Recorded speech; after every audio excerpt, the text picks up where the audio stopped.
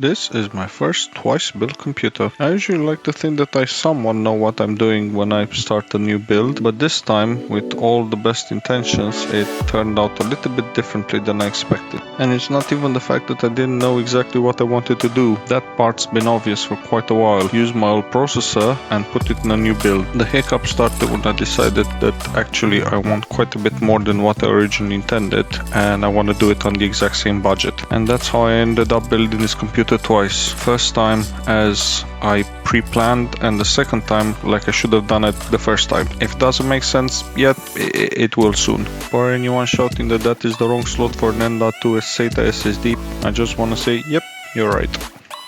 My biggest mistake in this build was the case choice. I initially went for this alpha cool case that I thought would do just fine, considering that I added an extra fan in the front as intake and that I would be using a Corsair 120mm AIO, and for the most part I was correct. The temperatures were kept in check and everything seemed to be working just fine, with the only exception being prolonged stressful situations for the CPU, and I'm not talking about games here. No game can keep this thing pegged at 100%. I'm talking more along the lines of a video encode or stressful synthetic tests like Prime 95 that when coupled with GPU activity would make things in the case a little bit too toasty. I eventually confirmed this by running an IDA64 full system stress test, and after about 25 minutes the processor was hovering around 82°C, and while from the silicon side that is a perfectly acceptable temperature, the fan had to spin at full bore in order to keep it there. All the benchmarks you're about to see were done with the system in this case, and I even took some pictures thinking that the first plan out great was this 240mm master liquid light from Cooler Master that unfortunately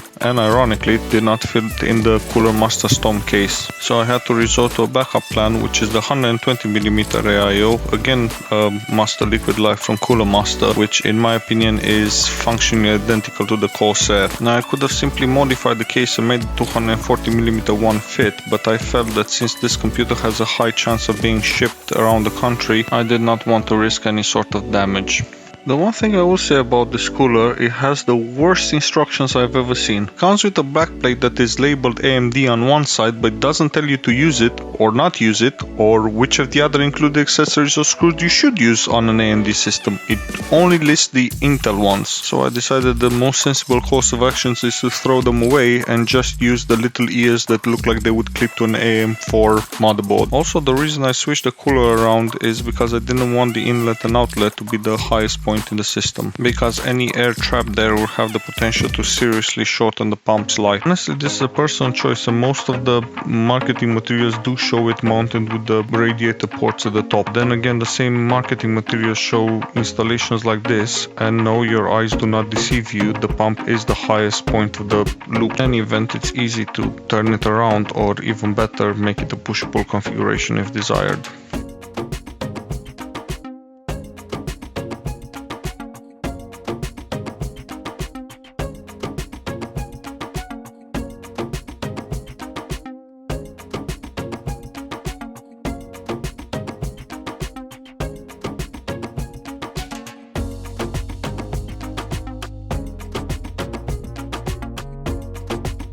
In terms of airflow, the front fan is obviously an intake, but I had a little think about the top fan, and I decided in the end to make it an exhaust, thinking that that would pull enough air over those 32 gigs of memory and the VRMs to keep everything nice and cool, while not creating any unwanted recirculation inside the case. And after a little bit of cable management and a couple of extra pictures, everything is done and working as it should.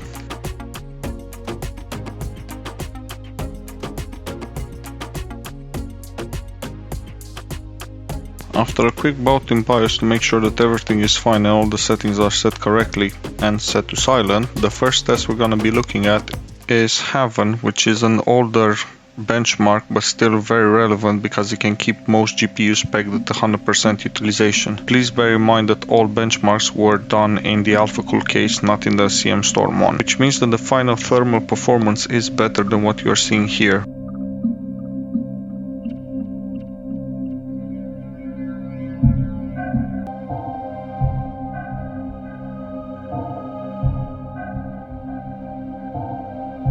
Heaven's impressive 77 FPS result, Superposition, which is much newer, came in with a very respectable 41 FPS average, with all the frame times being very consistent.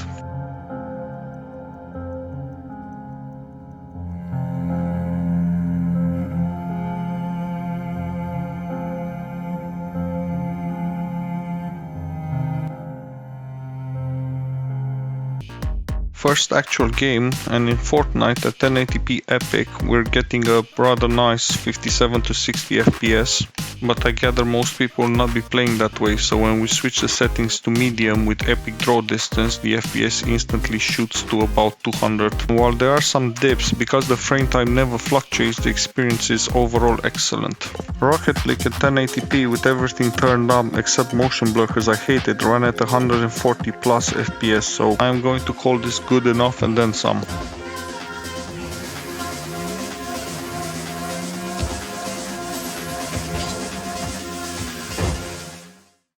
Cyberpunk 2077 at actual 1080p with mostly medium settings ran very well, with about 37 FPS on average while driving around. But please bear in mind this is the absolute worst case scenario. In most of the game when you are online the frame rate is above 50, so the experience is overall very positive. Now you can turn on fidelity effects, but I think that the blurriness that this introduces for an extra couple of frames is just not worth it.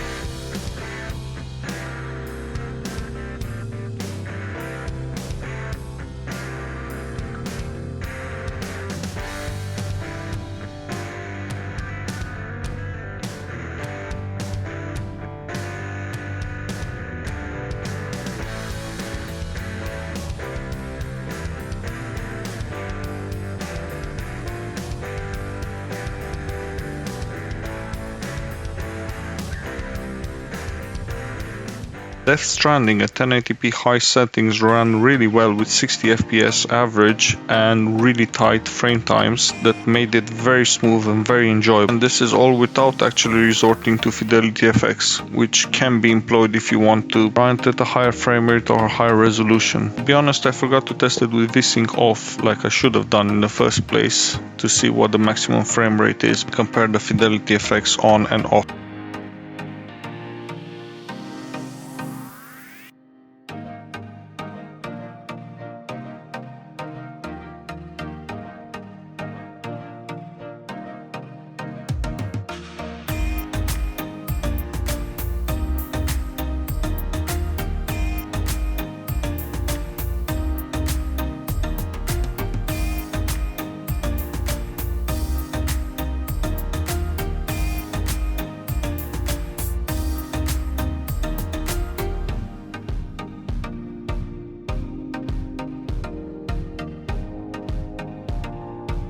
Assassin's Creed Valhalla with high settings and medium environmental textures to keep the GPU VRAM usage in check ran very well with 50 FPS, and I found myself progressing quite a bit of the story and enjoying myself while doing it.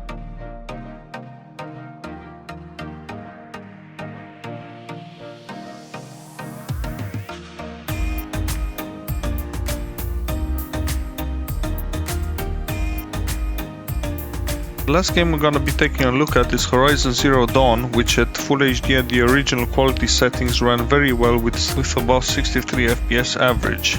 I will say though that there is an annoying bug due to the drivers where some of the textures are rendered at a lower resolution. This is not game breaking because usually it can be fixed by just switching up and down the resolution until they start rendering correctly, and until you restart the game you will not encounter the bug again. Personally, I finished the game on this system and I found it a very entertaining experience that was not at all spoiled by any sort of lag spikes or frame drops or anything like that. With the only thing that I would have wanted extra was a better HDR implementation, but alas, that has nothing to do with the hardware you're playing it on.